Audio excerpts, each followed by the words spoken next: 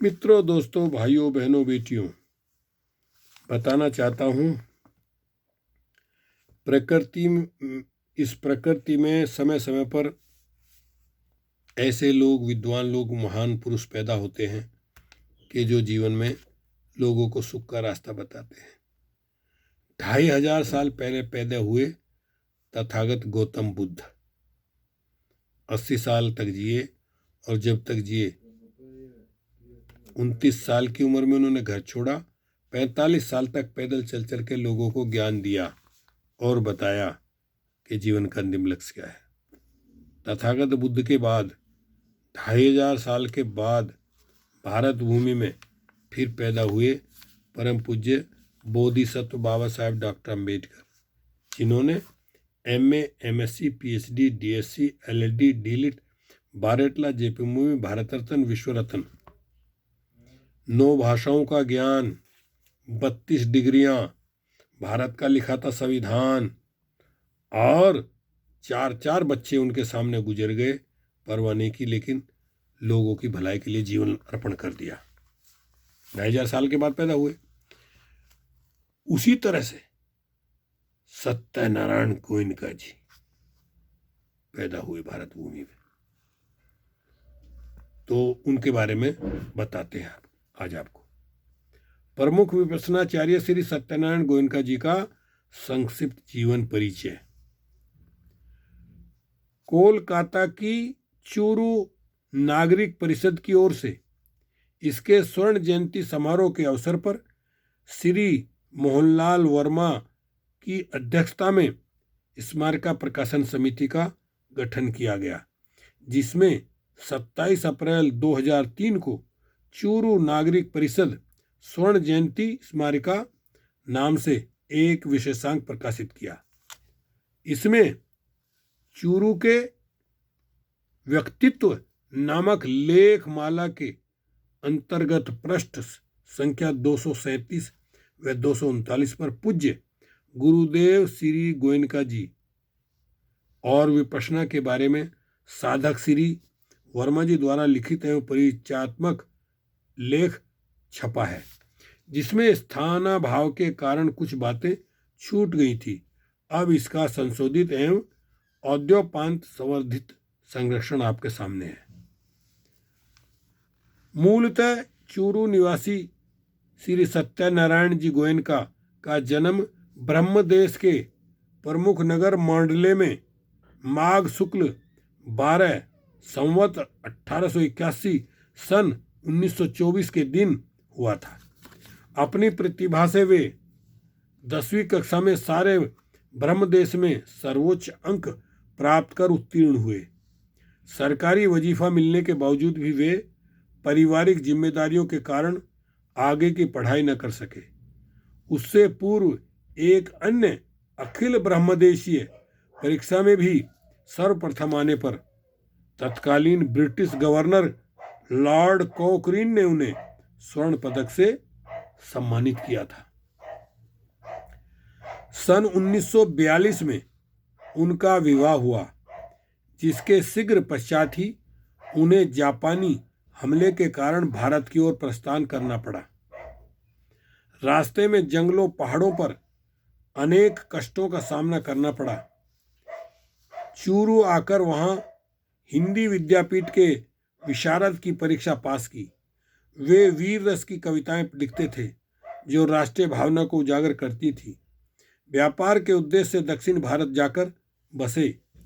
तमिलनाडु और केरल में व्यापार का विस्तार किया। महायुद्ध के बाद वर्मा में पुनः ब्रिटिश राज्य का वर्चस्व स्थापित हुआ। तब वे भी अपने परिवारजनों के साथ रंगून लौट गए। वहां उन्होंने अनेक वाणिज्यिक और औद्योगिक संस्थानों की स्थापना की एवं उनका कुशल संचालन किया। व्यापार व्यवसाय में लगे।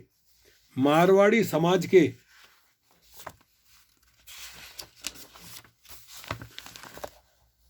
सहयोगियों के साथ मिलकर Burma Marwari chamber of commerce की पुनः स्थापना की और उसके अध्यक्ष की हैसियत से खूब काम किया। वर्मा स्वतंत्र हुआ तो स्वतंत्र वर्मा के व्यापार मंत्रालय की सलाहकार समिति के सदस्य मनोनीत हुए।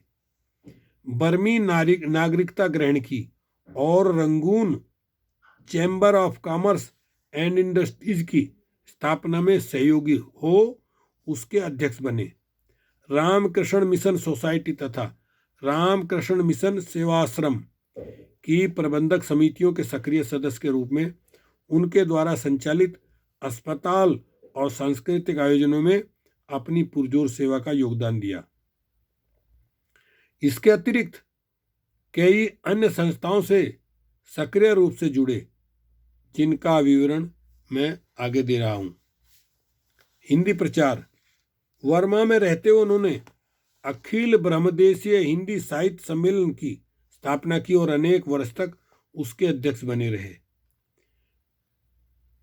बर्मा के हिंदी भाषी भारतीय बाहुल नगरों में इसकी अनेक शाखाएं खोली गईं।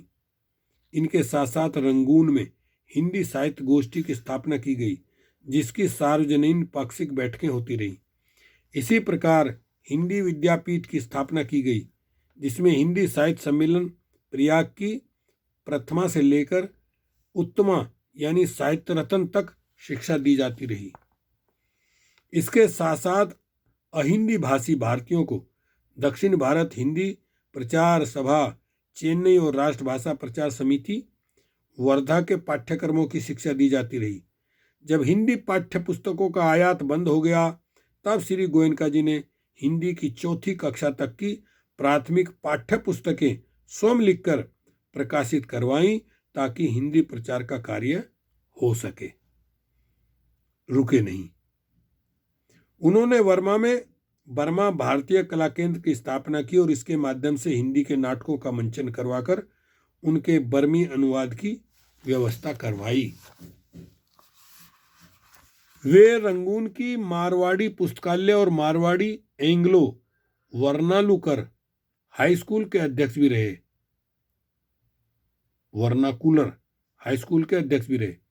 बर्मा के प्रवासी भारतीयों की शिक्षण संस्थाओं के कुशल संचालन के लिए उन्होंने इंडियन एजुकेशन सोसाइटी की स्थापना में सहयोग दिया और उसके कुशल संचालन में महत्वपूर्ण योगदान किया। लेखक और कवि। श्री गोयनका जी एक कुशल लेखक और कवि हैं। बर्मा में उन्होंने अनेक मंचों पर कविता पाठ किया और उन सब में खूब प्रशंसा प्राप्त की। अब तक उनकी 64 पुस्तकें और लगभग 200 लेख हिंदी, अंग्रेजी, पाली तथा राजस्थानी में प्रकाशित हो चुके हैं। सोचिए आप, हिंदी, अंग्रेजी, पाली और राजस्थानी 4 भाषाएं। भारत तथा विश्व की कतिपय भाषाओं में उनकी रचनाओं के अनुवाद भी प्रकाशित हो चुके हैं। विपश्यना संबंधी उनके हिंदी और अंग्रेजी प्रवचनों की CD, DVD बन चुकी हैं, जो कि कई चैनलों से निरंतर प्रसारित होती रहती हैं। विशिष्ट अतिथि। बर्मा रहते हुए समय समय पर भारत से हिंदी के प्रसिद्ध साहित्यकारों को आमंत्रित करते रहे और उन्हें गोयनका निवास का आतिथ्य प्रदान कर उनसे स्थानीय हिंदी भाषियों को लाभान्वित करवाते रहे। उनमें से प्रमुख थे श्री विष्णु प्रभाकर, श्री यशपाल जैन, श्री रामधारी सिंह दिनकर, श्री जितेंद्र कुमार जैन, श्री श्याम नारायण पांडे, श्री लक्ष्मी शंकर व्यास जी, श्री लल्लन प्रसाद व्यास, सेठ गोविंद दास, भिक्षु आनंद, कौशल्यायन, पंडित राहुल संस्कृतायन, श्रीमती कमला संस्कृतायन तथा विश्रुत विद्वान प्रोफेसर डॉक्टर पद्मनाभ जैनी आदि। भारत के अध्यात्म गुरुओं में सबसे प्रमुख थे आदरणीय महर्षि महेश योगी। उनकी प्रारंभिक विश्व यात्रा रंगून के गोयनका भवन से ही आरंभ हुई। इनके अतिरिक्त मॉरिशस और पूर्वी अफ्रीका के स्वामी कृष्णानंद, भारत साधु समाज के स्वामी भास्करानंद, हैदराबाद के जैन यति स्वामी निर्मल कुमार, स्वामी नारायण संप्रदाय के स्वामी वल्लभ और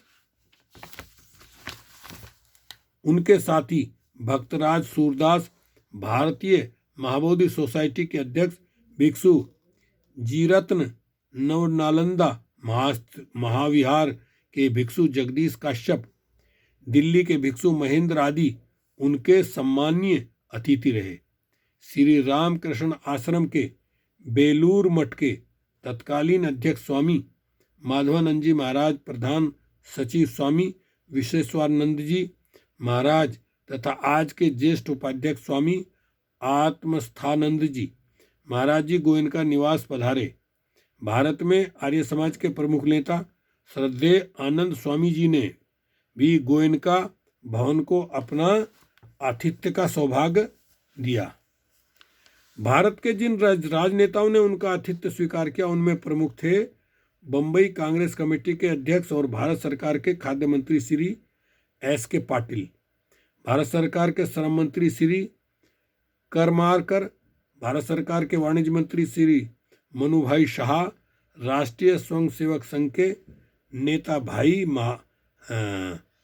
महावीर, श्रीमती कमला देवी चट्टोपाध्याय, श्री राम मनोहर लोहिया, बीकानेर के महाराजा डॉक्टर करण सिंह एवं महारानी तथा Akhil Bharatiya schedule caste federation के महासचिव बी राजभोज आदि। उनका आतिथ्य लाभ लेने वाले भारत के प्रसिद्ध कलाकारों में थे श्री पृथ्वीराज कपूर, श्री राज कपूर, श्रीमती मृणालिनी साराभाई आदि।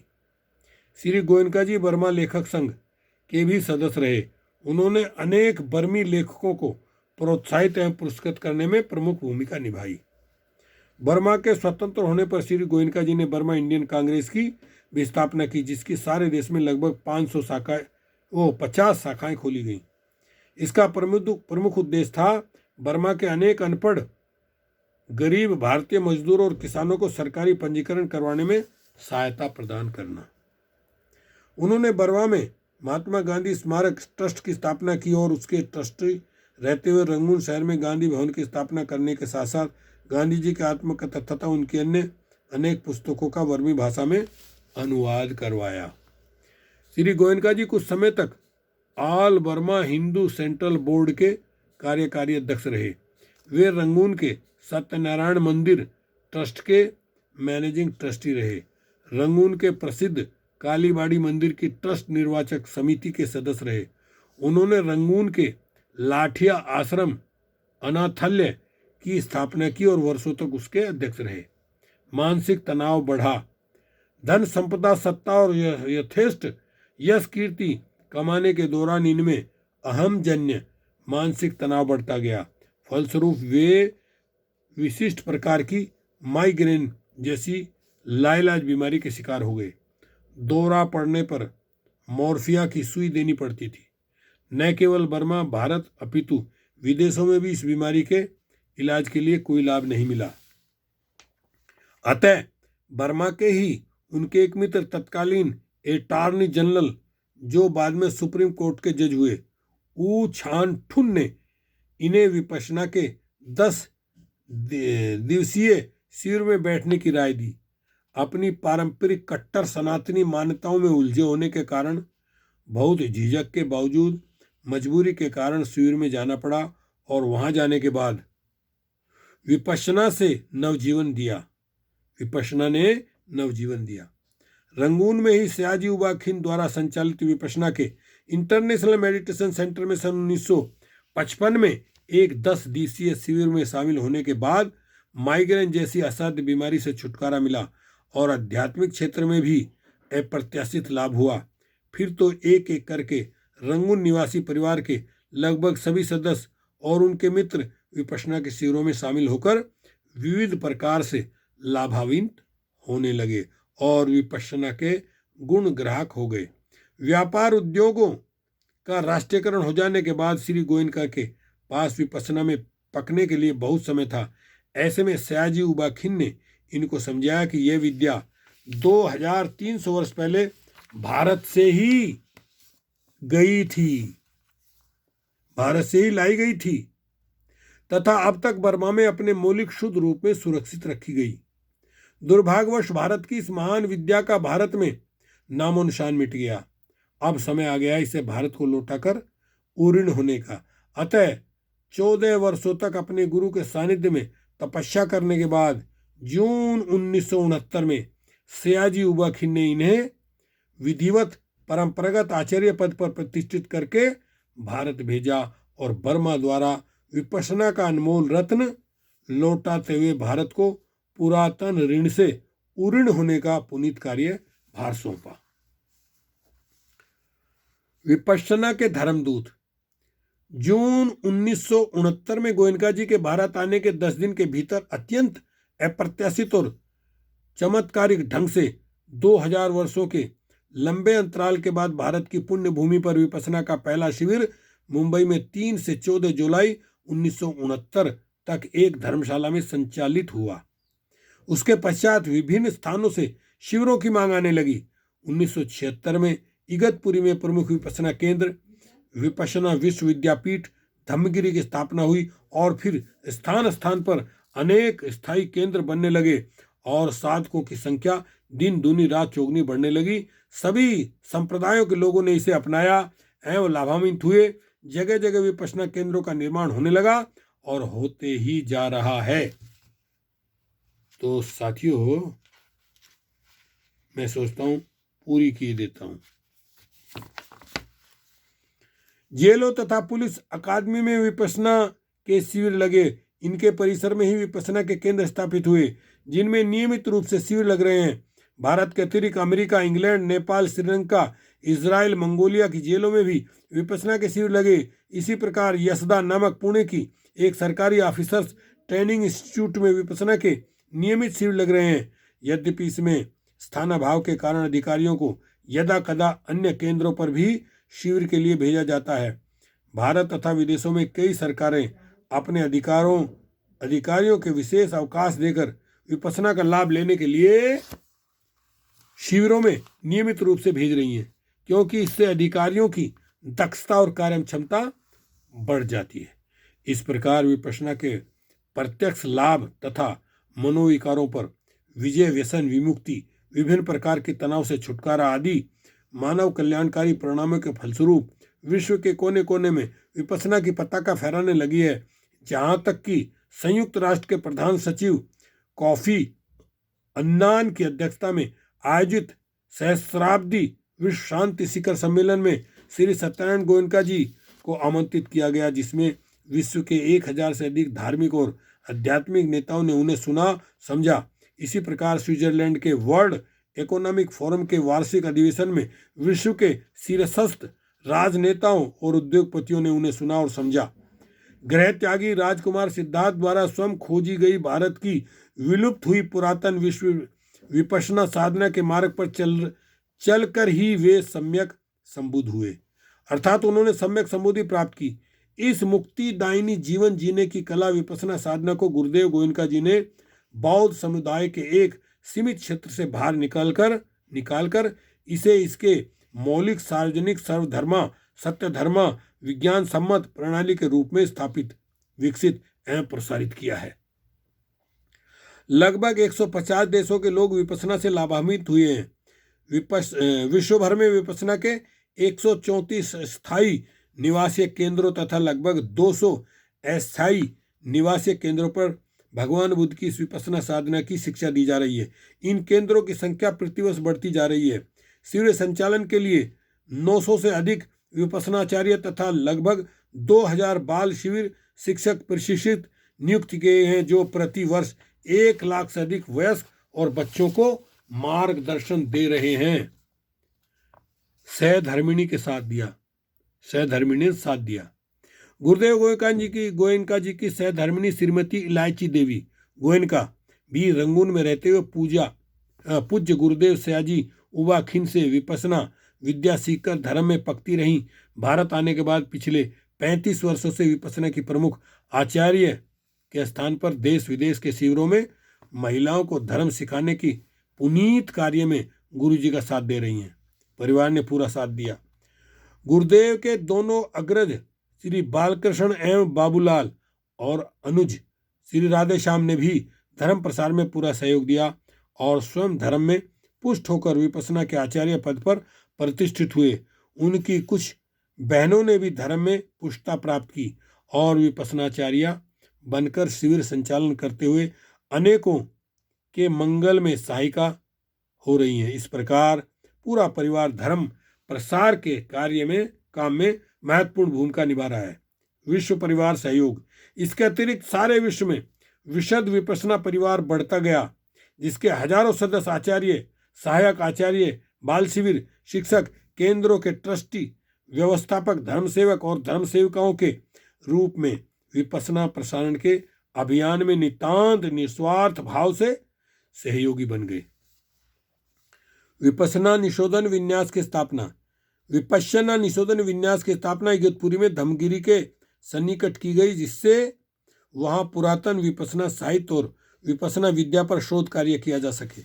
भगवान बुद्ध की मूल वाणी संपूर्ण त्रिपिटक तथा उसकी अर्थ कथाओं और टीकाओं सहित लगभग 50,000 पृष्ठों के विशाल साहित्य को पाली विद्वानों के सहयोग से संशोधित करके उसे 20 कंप्यूटर द्वारा संपादित किया गया और उसे नागरी लिपि में 140 भागों में ग्रंथों में प्रकाशित किया गया।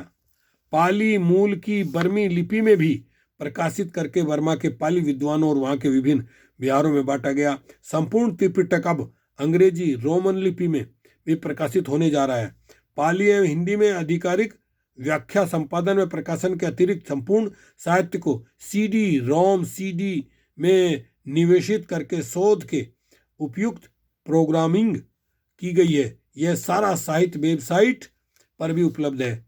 इस विपुल पाली साहित्य के देवनागरी, रोमन, बर्मी, थाई, श्रीलंकन, कंबोडियन और मंगोल विश्व की इन 7 प्रमुख लिपियों में निवेशित किया गया है और इन सब में शोध रिसर्च कर सकने की सुविधा उपलब्ध है। अब भारत का संपूर्ण आध्यात्मिक साहित्य यथा वेद, उपनिषद, पुराण, स्मृतियां, रामायण, महाभारत तथा संपूर्ण जैन आगमों को भी निवेशित किया जा रहा है, जिससे कि शोधकर्ताओं को निष्पक्ष तुलनात्मक अध्ययन की सुविधा प्राप्त हो सके। सार्वजनीन विपश्यना का प्रशिक्षण, श्री गोयनका जी ने भगवान बुद्ध की विपश्यना विद्या के सांप्रदायिक विहीन सार्वजनीन स्वरूप को उजागर किया। इसी कारण विपश्यना विद्या सभी संप्रदायों तथा बेझिझक स्वीकृत हुई है। विपश्यना के केंद्रों में स्थापना होने के पहले भारत में विपश्यना के शिविर में हिंदू मंदिरों में, बौद्ध विहारों में, जैन उपासनाओं में, मुस्लिम मस्जिद, ईसाई गिरजाघरों में लगते रहे। इन सभी संप्रदायों के लोग बड़ी संख्या में विपश्यना के शिविरों में सम्मिलित होते हैं। इन्हीं संप्रदायों में से विपश्यना के आचार्य प्रशिक्षित किए गए हैं। लगभग सभी बुद्धानुयायी देशों के अतिरिक्त Dubai, Oman, Bahrain, Kazakhstan, Pakistan, तुर्की, ईरान, बांग्लादेश, मलेशिया आदि मुस्लिम देशों में और इजराइल जैसे यहूदी देशों में तथा यूरोप के अमेरिका, ऑस्ट्रेलिया और न्यूजीलैंड जैसे सभी ईसाई देशों में विपश्यना के शिविर लगते रहते हैं। इंडोनेशिया, मलेशिया और ईरान में विपश्यना के स्थायी केंद्र स्थापित हुए हैं।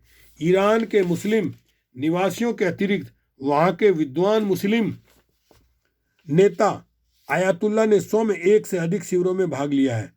ईसाई पादरियों ने नेता फादर डी मेलो, फादर लॉरेंस तथा मदर सुपीरियर मेरी के शिविरों में भाग लेने के पश्चात अब तक लगभग 5,000 ईसाई पादरियों और साधियों ने भाग लिया है। 13 पंथ के आचार्य महाप्रज्ञ, पूर्व नाम मुनि श्री नथमल जी, स्थान कावी जैन श्रमण संघ के आचार्य शिव मुनि जी, पार्श्वगच्छ के आचार्य मुनि भुवनचंद जी तथा विरायतन के उपाध्याय अमर मुनि जी सहित लगभग 400 जैन मुनियों और साधियों ने महाबोधि सोसाइटी ऑफ इंडिया के अध्यक्ष तथा बुद्ध परंपरा के प्रमुख नेता आचार्य भिक्षु नंदीश्वर जी एवं महामंत्री भिक्षु धर्मरतन जी तथा आचार्य भिक्षु रतनपाल जी के अतिरिक्त हजारों की संख्या में भिक्षुओं, लामाओं और साधियों ने तथा अनेक हिंदू साधु साध्वियों ने विपश्यना के शिविरों में भाग लिया है। इन विभिन्न संप्रदायों के नेताओं के अतिरिक्त लाखों की संख्या में इनके अनुयायियों ने शिविरों का लाभ उठाया है और हर वर्ष इनकी संख्या बढ़ती जा रही है। स्पष्ट है कि विपश्यना विश्व भर में सार्वजनीन रूप से स्वीकृत हुई है। सद्धर्म में परिपुष्ट होने के लिए पुराने साधकों की सुविधा अनुसार 1 दिवसीय से लेकर 60 दिवसीय शिविरों का आयोजन होता है। नए लोगों के लिए कम से कम एक 10 दिवसीय शिविर में भाग लेना अनिवार्य होता है। श्री गोयनका जी के हिंदी व राजस्थानी दोहे उनके द्वारा प्रतिपादित उत्कृष्ट साहित्य सर्वत्र उपलब्ध हैं। अध्यात्म और सत्य धर्म की व्याख्या मंथन आदि का विपुल साहित्य का तो उपलब्ध है ही, परंतु विपश्यना का वैयक्तिक अभ्यास ही साधक और अध्यात्म की उच्चतम अवस्था का तक पहुंचाता है।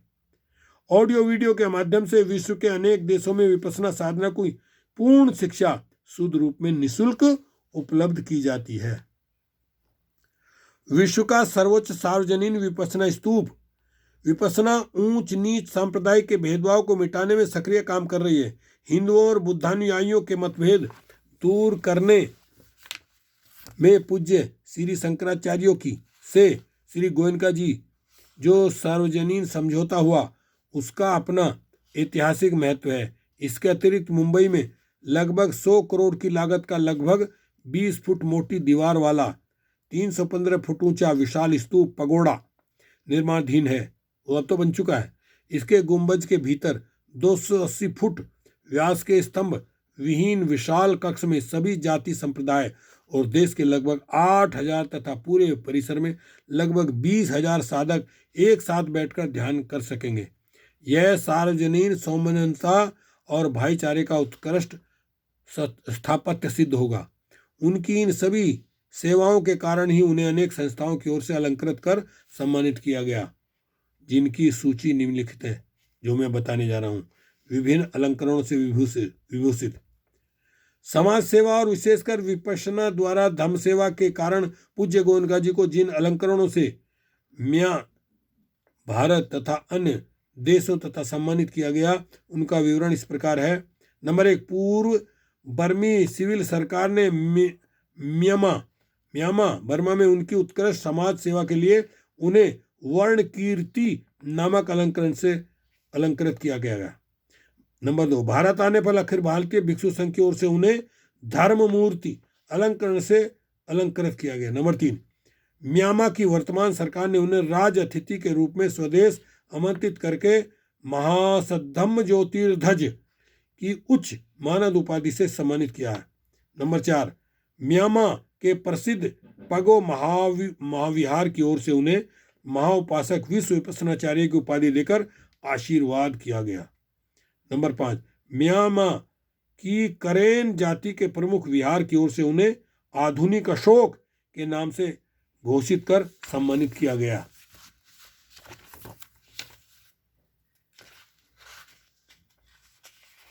चलिए थोड़ा सा रहता है। नंबर 6, नव नालंदा महाविहार पाली संशोधन केंद्र नालंदा की ओर से मानद डॉक्टरेट की उपाधि विद्यावारिधि से समलंकृत किया गया। नंबर 7, सारनाथ की तिब्बतन रिसर्च इंस्टीट्यूट द्वारा उन्हें विद्या वाग्यपति की मानद डॉक्टरेट की उपाधि से समलंकृत किया गया। महाबोधि सोसाइटी ऑफ इंडिया ने उन्हें विपश्यना मार्ग चक्रवर्ती की उपाधि सम्मानित किया। भारत देश के मध्य प्रदेश और आंध्र प्रदेश की सरकारों ने उन्हें राज अतिथि के रूप में आमंत्रित कर सम्मानित किया। नंबर 10, राष्ट्रीय स्तर पर भगवान बुद्ध की 2550वीं जयंती समारोह मनाते हुए श्रीलंका सरकार ने अपने यहाँ अनेक कार्यक्रम आयोजित किए और उनमें भाग लेने के लिए श्री गोयनका जी को राज अतिथि के रूप में आमंत्रित किया। इस अवसर पर श्रीलंका के राष्ट्रपति महामहिम श्री महिंद राजपक्षे ने उन्हें जिन आसन शोभन पट्टीध्वज नामक अलंकरण से सम्मानित किया और देश के प्रधानमंत्री श्री रत्नागिरी विक्रमानायके ने सार्वजनिक रूप से उनका स्वागत करते हुए अलंकरण प्रदान किया। नंबर 11, इसी समय श्रीलंका के भिक्षु महासंघ नायकों की सर्वोच्च संस्था कोटे श्री कल्याणी सामग्रही महासंघ सभा ने विश्व भर में बुद्ध शासन सेवा में अपूर्व भूमिका निभाने के लिए गोयनका जी के सम्मान में एक विशेष समारोह आयोजित करके उन्हें परियत्ति विशारद मास्टर ऑफ डॉक्ट्रिन की सम्मानजनक उपाधि से अलंकृत किया। पुरातन परंपरा का पर्यावर्तन। भगवान बुद्ध ने अपने जीवन काल में अनन्यान विषयों पर अपने कुछ प्रमुख भिक्षुओं को आग्र यानी अग्र की उपाधियां दी थी। इसी प्रकार उन्होंने अपने 21 प्रमुख गृहस्थ अनुयायियों को भी भिन्न भिन्न विशेषता के लिए अग्र की उपाधियां ही दी थी। इनमें से 2 नकुल माता और नकुल पिता पत्नी होने के कारण एक ही कुल के गिने गए। बचे हुए 20 में से 2 भाई तपस्सु और भल्लिक बर्मा और भारत में 20 व्यापार करते थे, भारत के बीच व्यापार करते थे, परंतु थे वे मूलतः आज के अफगानिस्तान, बाहलिक बलख बुखारा के निवासी। उन्होंने भगवान से विपश्यना विद्या सीखी। मल्लिक अरहंत अवस्था तक पहुंच गया और भिक्षु हो गया। उनका भाई तपस्सु भी उनके साथ अपने मूल देश में चला गया और वहां दोनों भाई लोगों को भगवान बुद्ध की शिक्षा और प्रशिक्षण देने लगे। इस प्रकार भारत में अग्र की उपाधि के पालक 18 परिवारों के प्रमुख रह गए। आगे जाकर इनके वंशज अग्रपाल कहलाए और सदियों पश्चात अग्रोहा में अग्र गणराज्य की स्थापना की। उन्होंने सारे देश में स्थान स्थान पर बसे हुए अग्रवासियों को आमंत्रित कर वहां बसाया। इस गणराज्य का कोई एक बुजुर्ग समय समय पर गणधिपति चुना जाता है, जो महाराज अग्रसेन कहलाता है। अधिकांश अग्रवंशी व्यापारी थे, इस कारण अग्रों का यह गणराज्य अत्यंत समृद्ध था। भगवान बुद्ध के महापरिनिर्वाण के 2500 वर्ष पूरे हुए, उसे भगवान बुद्ध का प्रथम शासन काल कहा गया और अब द्वितीय बुद्ध शासन आरंभ हुआ है। इसके आरंभ होने पर म्यांमार बर्मा के बुद्धानुयायी सरकार ने कुछ एक प्रमुख भिक्षुओं को अग्र उपाधि से विभूषित किया है। आधुनिक युग में सारे विश्व में विपश्यना का प्रसार करने वाले प्रथम सदगृहस्थ होने के कारण अब श्री सत्यनारायण गोयनका जी को श्रीलंका की ओर से अगमा धम प्रचारक की उपाधि से अलंकृत किया गया है।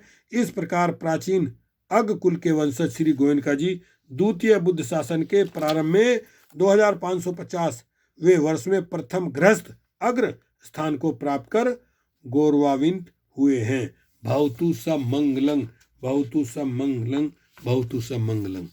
साथियों, लंबी हुई, लेकिन सत्यनारायण गोयनका जी, इनकी ये आत्मकथा, अभी वो निर्वाण प्राप्त हो गए हैं। चूंकि ये किताब बहुत पहले छपी थी, वर्णन विवरण आता, ये किताब प्रकाशित हुई है प्रथम संस्करण 2006 में, दूसरा 7 में, और गोयनका जी अभी कोई 3-4 साल पहले ही निर्वाण प्राप्त कर चुके हैं। तो साथियों, जान है तो जहाने वरना शमशान है, जीते जी निर्वाण रूपी सुख प्राप्त करना हमारा जीवन का अंतिम लक्ष्य है। ओके, शुक्रिया, धन्यवाद, हस्ता लोगों, फिर मिलेंगे, मिलते रहेंगे।